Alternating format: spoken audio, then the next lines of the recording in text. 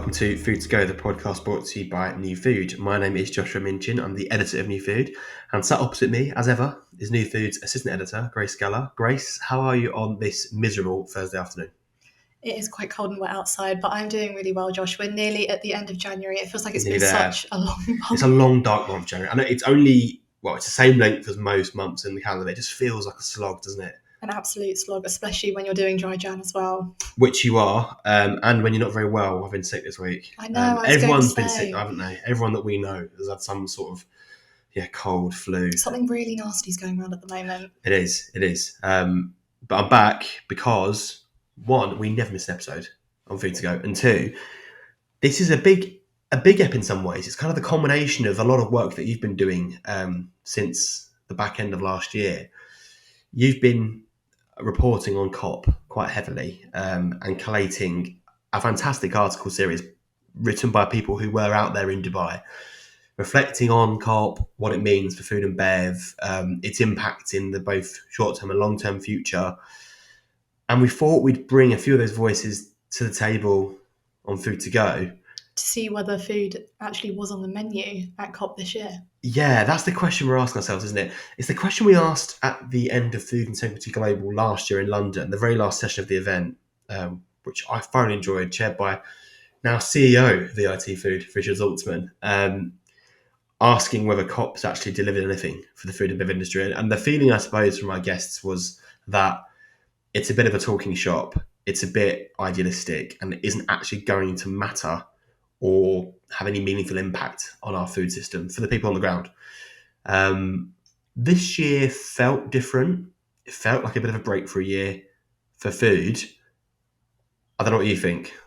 I think there was a massive buzz, especially in the build-up when I was reporting on it. I think there was a lot of excitement around the fact that food had its own day at the conference. But let's be real, the conference lasted for 2 weeks, and having one day on food, well, I guess we'll have to see what our interviewee had to say on that. But we had an amazing chat with Joanna Trewern, who's the head of research at ProVeg International. She's actually there for the first week of COP, and I'm very jealous. Got to go out to Dubai and keep her on the ground and see what's going on. But no, she told us quite a few behind the scenes little bits and pieces. I'm looking forward to this because you flew solo, so I haven't heard this yet.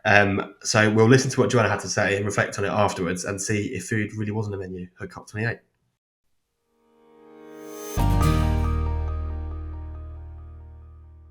I am delighted to be joined by Joanna Trewern, Head of Research at ProVeg International and great friend of New Food. Hi Joanna, how are you doing? Hi Grace, thanks so much for inviting me to be on the podcast. It's great to be here. I'm doing very well, thank you. And how about you? Doing really good today. It's actually really chilly outside. I think we're just getting over a storm, so I'm all wrapped up in the office recording this with you. But as I said, it's great to have you on the podcast, and I've been really excited to ask you about your trip to Dubai when you attended the COP28 conference late last year. Before we dive into that though, could you take us back to the build-up? So before COP28 took place early December, what were some key topics you hope would be addressed at the conference? So I think, for those of us that have been working on trying to improve our food systems for a few years now, we get really kind of sucked into the important topics. And I think what we were really hoping to see at COP was a real spotlight on the importance of shifting to sustainable food systems from a climate perspective. And also the critical role of healthy, sustainable diets in driving that shift. So really a greater recognition of the role that food systems can play in addressing climate change and reducing emissions. A topic that I'm also really passionate about that's getting more and more kind of traction now is this idea of the climate, nature, nutrition nexus, which basically refers to the links between climate, nature, and nutrition. And we know that to eat well, we need, a stable climate, and we need nature to be restored because our nutrition relies on both of those things. And the last thing I was really hoping to see covered was the importance of agroecology and nature-friendly farming, including the need to kind of reduce nitrogen emissions and fertilizer use, because that's also a key part of more climate-friendly food systems. These topics are really interesting, Joanna, and ones that come up in the news frequently. Do you think they've been missed out on previous COP agendas, and that's why you were so kind of keen to see them mentioned at COP28? Absolutely.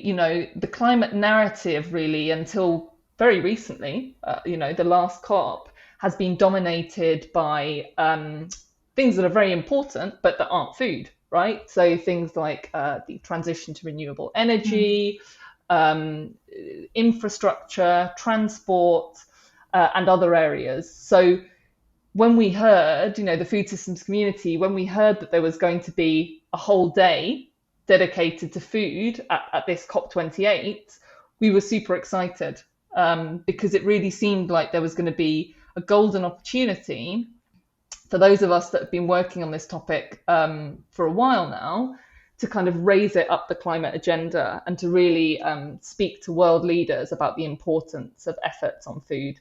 Having a day dedicated to food itself must have been really exciting when looking at the agenda. What do you think this says in itself, in the planning process especially, regarding how high food is when looking at climate change?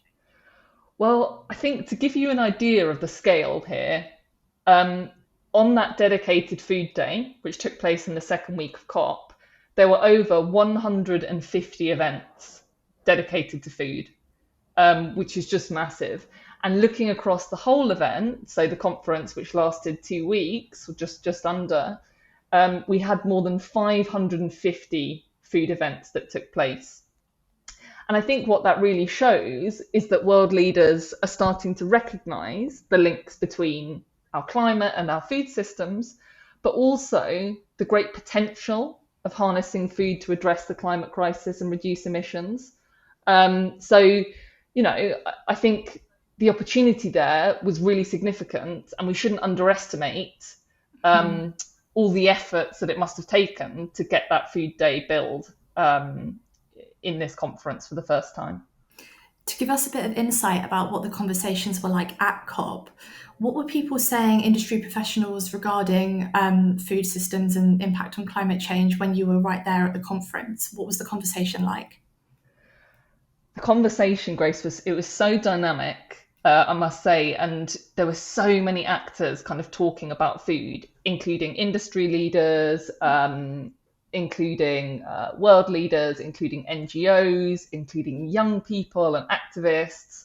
So it was amazing, really, to be a part of it. And on the kind of, I'm going to say the sidelines of the conference, so in the side events that were organised, there were a lot of events that focused on really the positive side of working with food to reduce our impact on the climate. And we also saw for the first time high-level speakers really recognising and highlighting in their talks the role of food in both climate mitigation and adaptation. So, including the need to shift to healthy plant-rich diets and also transition to sustainable production practices.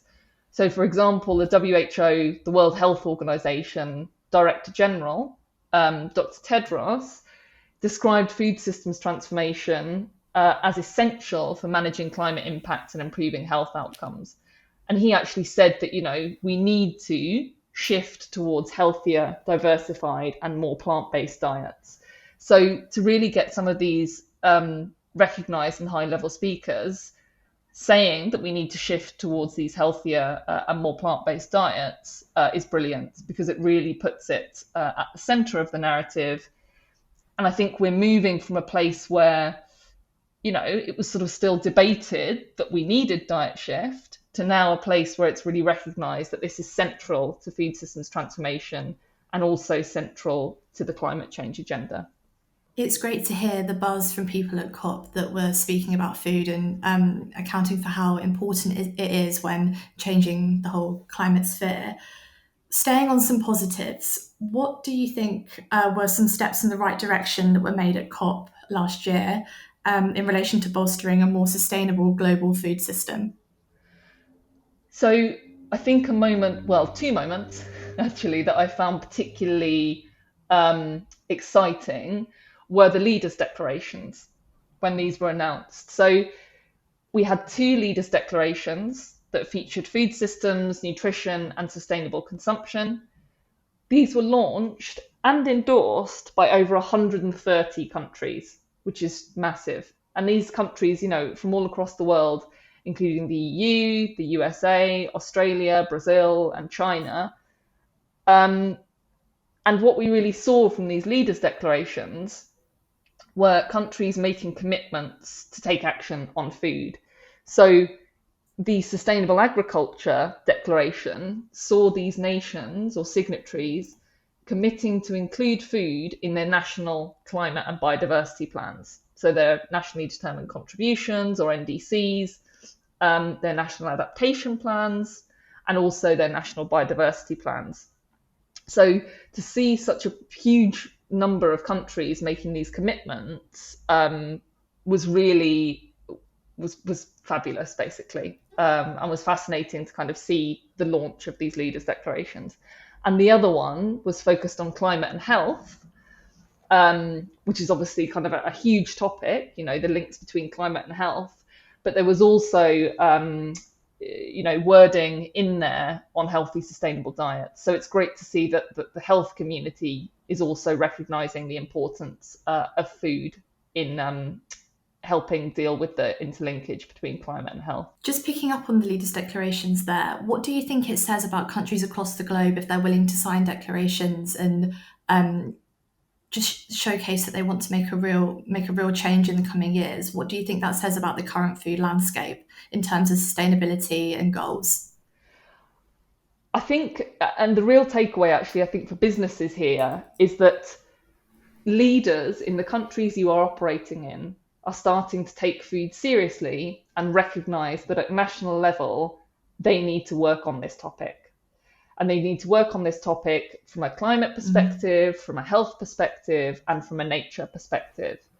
So what I would really say with regard to that is that we need to see more and more businesses working on that climate, nature, nutrition nexus, because that will then support and inspire these leaders to set ambitious national strategies and plans that are kind of aligned with what businesses are doing already in this space, and are aligned with the art of the possible in terms of what food businesses can deliver. That's some really interesting advice, Joanna, and definitely something that food businesses should be taking note of.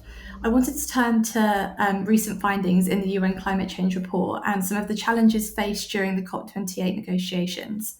How do you perceive the current global stance on addressing climate goals within the context of food systems?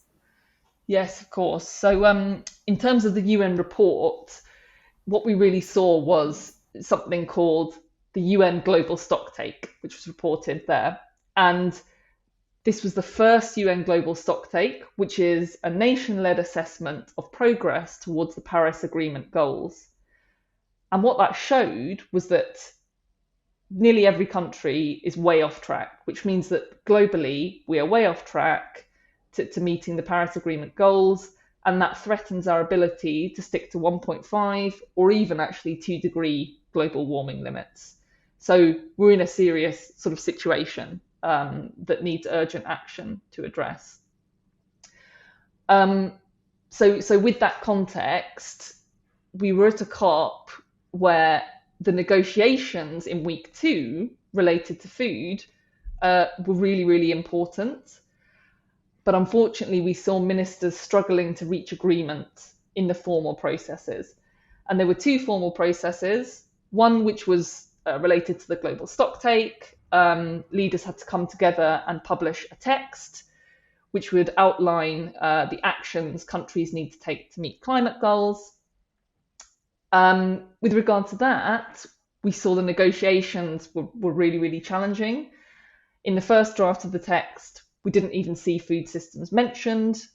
And the final text included a couple of references to food, sustainable consumption, and food systems. But of course, it wasn't enough. We would have ideally wanted to see a lot more in there, given the impact that food systems have on the climate. And the second process was quite a long name. It's a Sharm el-Sheikh joint work on food and agriculture. And that process took 2 years to establish, but unfortunately again, the negotiators failed to reach an agreement on how to move forward and to establish a roadmap for food and agriculture. So now we will see that process picked up again at the UN climate conferences in Bonn in June 2024.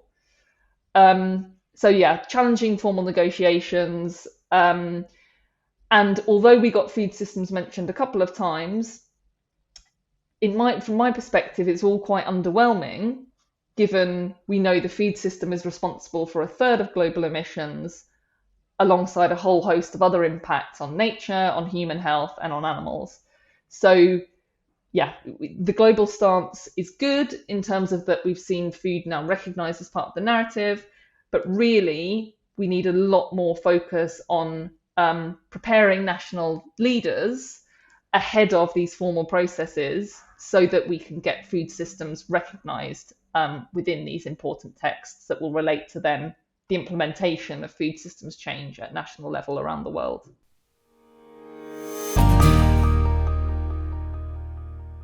Great. If I were to put you on the spot and ask you what the most important topic we cover here at New Food is, what do you think you'd say? I think I'd have to go with food safety, Josh. Yeah, I think I'd agree with you. I mean, we literally write about it every single day, and that's because we know that it's extremely important to all of our listeners, and it's also important to our podcast partner, Merck Life Science too, who are dedicated to providing safe and nutritious food for the entire world. That's absolutely right, Josh. We're very selective on who we partner with for the podcast, and we know that Merck shares the belief of so many of our audience. The innovation and detailed attention to quality has the ability to transform the way we eat and nourish our bodies. They've been at it for quite a while too, operating for a whopping 356 years. Merck has more than just a little bit of experience, but they've also got the innovation and cutting-edge technology to ensure reliability and efficiency in your food lab and manufacturing sites. Be it to verify existing methods, stay on top of changing regulations, or to adopt the latest technologies, you can find it all on sigmaaldrich.com/food testing hero. It's also worth bearing in mind that Merck operates as Millipore Sigma in the US and Canada. If you missed that URL, don't worry, we'll make sure we drop it in the episode description. Thank you so much to Merck for supporting Food to Go. Make sure you get in touch with your local Merck or Millipore Sigma food safety expert for any testing solutions you require. Back to the podcast. That's really interesting, and I can only imagine it being quite underwhelming when the food sector has been waiting for so long for these decisions to be made, and it gets to COP and you finally think you're getting somewhere, having a food day on the agenda and seeing all of the leaders that are speaking, but to not have enough concrete plans coming away from COP, it's frustrating for the sector. Why do you think that there was such a struggle for ministers to reach an agreement? It's a great question, and I wish I knew the answer. I think my perspective and kind of talking to others who work on food systems at COP, it's still quite a new topic, actually. Especially for world leaders. So, although some of us have been working on food for quite a long time, it's only just got to the point now where food is being recognised as something we need to work on from a climate perspective. So we've kind of got that first step solved in a way, or, there's still more work to be done, but we're a lot closer to where we need to be. Now, I think the next step is much more work to kind of really help world leaders to understand their role in transforming food systems, and to really give them the information that they need to be able to act now. And I think we need to give them, actions that are relevant to their national context and that they can act on immediately. So things that are feasible and things that will have impact. And that's something actually that at ProVeg we're going to be working on this year. So perhaps I'll be back at New Food to talk about that later in the year. Definitely, Joanna. It'll be really interesting to stay updated. Before we wrap up, I do want to talk about the final agreement document. I know you mentioned it slightly earlier on. While it acknowledged sustainable agriculture as part of responding appropriately to climate change, do you think the agreement gives due consideration to food systems, given that many believe it plays a pivotal role in addressing the challenges of climate change? Well, I think we need to, for quite a while now, we've had a focus on sustainable agriculture. And of course, it's extremely important. And part of that, we need to actually better define what sustainable agriculture means. It might mean different things in different places, but broadly, we need to see a transition to agroecology and farming methods that we know have a lower impact on nature. So that's the first bit. Then I think secondly, we need to move from this kind of narrow definition of work on food as being just about sustainable agriculture and start taking a food systems approach. And that's what, you know, many of us have been advocating for throughout this COP just gone, but also long before that, is that work on food systems needs to be just that, work on food systems. So yes, agriculture is a part, but we also need to work on shifts to healthy, sustainable diets and reductions in food waste. So really what we need to see coming through these processes and being implemented at national level is that food systems approach that goes beyond just sustainable agriculture. Thank you, Joanna. One last question from me, and it's quite a big one, something that's been circulating recently. Ultimately, do you believe that food was on the menu at COP28, or do you think it was just a side dish? Great question. Look, I think what's clear is that for the first time, food was much more on the menu, right? It's the first time we had the food day, and we need to really celebrate that. And this COP has helped food become a much more central part of the climate narrative and has helped a diverse range of actors really start to recognise its potential to deliver for climate as well as nature and public health. I think what we really saw on the sidelines of the conference was, people coming together to reach consensus on the future of food. At ProVeg International, we brought together livestock advocates and advocates of plant-based diets in a panel discussion, which we thought was going to be a really heated debate, but actually we agreed on the fundamentals that, you know, in global north countries where there's typically an overconsumption of animal-sourced foods, we need to reduce that consumption and also shift toward less intensive methods of production. While in global south countries, we need to recognise the important role that smallholder farmers play in addressing malnutrition. So it's really great to see that kind of level of consensus happening among diverse actors. But there's still a lot of work to be done. As I mentioned before, most leaders in their national statements didn't even mention food, let alone healthy, sustainable diets. And we also saw, the publication of the Food and Agriculture Organization, the FAO, their roadmap to 1.5 degrees for food and agriculture. It was great to see that document highlighting the need for diet shift, but it also mentioned the need to intensify livestock production in countries such as New Zealand and the Netherlands. So we're winning in some places, but there's still work to be done in others. And I think really the focus between now, the next COP, and particularly COP30, which is the big one, what we need to focus on is that implementation at national level. So we've got food systems in the narrative, we've got recognition now from world leaders. We need to help them figure out how to deliver in their countries. Joanna, it's been fantastic hearing about all of your behind the scenes insights with COP, and it will be interesting to see how food finds its footing by COP29 and even COP30. So maybe you'll have you back on the podcast yearly to discuss the COP key takeaways. But it's been really great speaking to you, and thank you for joining me on Food to Go. It's always an honour to speak with you about sustainability and climate change in the food sector. Thanks so much, Grace. I think we've got an exciting couple of years ahead of us and lots to be done. So Josh, what did you think of that? Yeah, roles reversed, because usually I ask you. First of all, I thought it was a great interview. Really, really enjoyed it. Yeah, you did get that. You are right. There was a buzz. And you can hear that in Joanna's voice and in what she says, that there does seem to be... Sorry, I think that's my cold and flu tablets rattling around. For those, He wasn't lying earlier. He really is poorly. There is a buzz around food this year. But as you said, 1 day out of 14 is hardly front and centre. When you consider the impact that food plays. And do you think it was a long time coming? There was quite a lot of frustration that 2023 was the first year that COP did have its own dedicated day.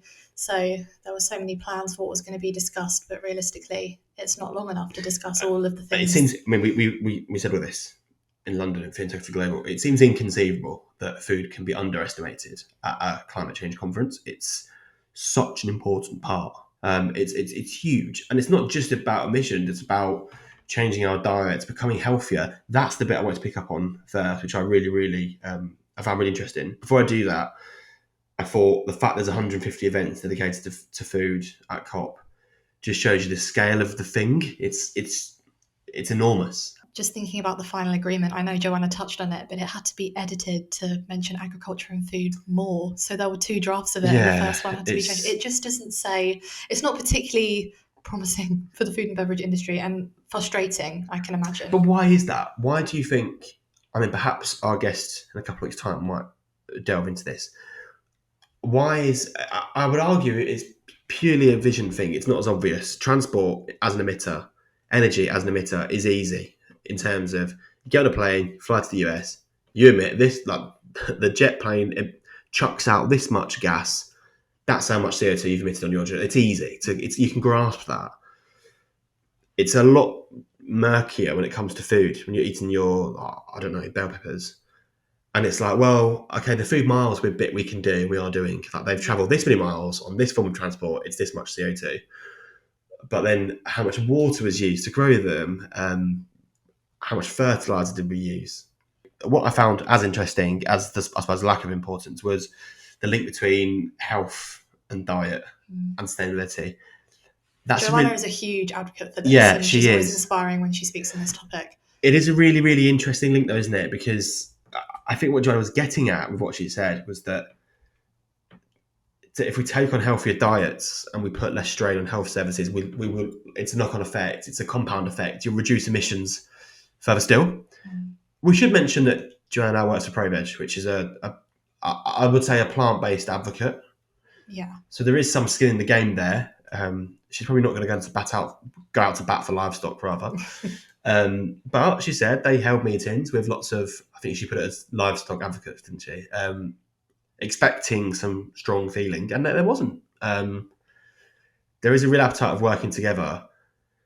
I just think the cynicism in the industry is so high. I mean, you heard Thomas from TLN speak about farmers on the ground who... There's no trust. There's no... No, they either don't know COP's going on, or they just hear it on the news and it has absolutely no bearing on what they do. And they think, probably sat at home, that it's a massive talking shop, which is what was said at Food Integrity Global last year. But absolutely. I do think some headway was made at COP28, maybe not enough. Yeah, I think there seems to be a bit more of a buzz around it, which is undoubtedly a positive. And as Joanna said, Fair Food National has mentioned it in their addresses, but I think she said that most didn't. That's a worry. I don't understand why food isn't up there with transport and energy as key, like absolute massive priorities. If people are burying their head in the sand and not willing to acknowledge it at conferences such as COP, it's just going to get worse. Like we're at quite a dangerous point now where... Yeah, we are, because the other aspect of this, I suppose, which we might not have thought about is it's easy to look at foods. We look at emissions and we look at like transport, energy, food, like the big emitters, or agriculture rather. But food's kind of so intrinsically linked in climate change. If we take transport, for example, we may well get to a stage a lot of years in the future where you cannot fly anywhere anymore. We just can't do that because we've emitted too much. That's easy. It's not easy. Obviously, you wipe out an entire industry, but bang, no more plane travel for everyone. But with food, we're can't have just stop eating. But we're going to struggle to grow food. That's the other thing. Not only do we emit a lot by creating the food that we're producing, the food that we eat in its current guise, in those current quantities, we're going to struggle to grow the same level of food in a planet that's getting warmer, or certainly where the weather is becoming more extreme. The other thing that wasn't addressed in great detail, and I can see why, because it's horrendous, is the concept that some areas of the world, some countries, are going to be affected worse by climate change than others. And in many cases, those countries are not primary emitters, i.e. some people are going to be worse off than others and they haven't done the emitting. They're not going to be able to grow their food because they're going to be underwater or drought-ridden. What happens then? Is there a plan for that? How do we redistribute resources? Have we even started thinking about that? I would argue probably not, because it's a scary thought. That to me seems like the kind of conversation that needs to start happening at COP. I was going to say, do you think these conversations are going on behind the scenes, or is it a massive case of avoiding? And I don't. Again, we speak as to people that didn't go, but I don't know. From Joanna's contribution, I am both enthused and equally cynical. I still have that lingering cynicism about COP in the back of my head, but it sounds like there was a greater excitement around food, a greater buzz around food, greater importance around food. Was it tokenistic? I don't know. Wasn't there? Next year we're going to have to see whether the novelty wears off. I think it's so. not the first conference it's been at, and also Joanna marked that COP30, not next year, the year after, is going to be a really big one. So let's see what. I have to stay tuned and see if in a couple of years. How we're going to report. We're not finishing with COP yet though, because we have got a second part. Should we tell them who it is? Yeah, you go. So in a few weeks' time, we're going to have Sam Fulton, Group Director of Corporate Affairs and Sustainability from Nomad Foods, coming on the podcast to speak on the same topic, but maybe from a slightly different angle. And Sam spoke at Food Integrity Global, so I'm interested to hear her perspective, because I think she was one of the most vocal critics about COP, and I'll be interested to see if she's had her mind changed by COP28 or not.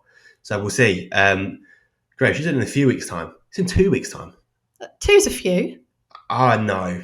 2 is a few. 3 or more is a few. A couple. Okay, I'll correct myself. 2 weeks' in a couple time, weeks' time. 14 days, you'll hear Sam's contributions. But yeah, until then, thank you very much for listening. On the platforms, you can find Food to Go on Spotify, on Apple Podcasts, on Amazon Podcasts, on Google Podcasts. You can find all of our episodes on the New Food website, newfoodmagazine.com. And if you're not sure where to listen, that's the best place to head, because we'll divulge a few of the options where you can listen to me and Grace every couple of weeks. As I said, frequency ups this year, every 2 weeks. So make sure you subscribe to Food to Go so you never miss an episode. Thank you so much for listening. Grace, thank you for flying the flag while I've been away. I think you were say flying to Dubai then. No, not quite. Maybe next year. And we'll see you in a couple of weeks. Bye-bye. Bye, everyone.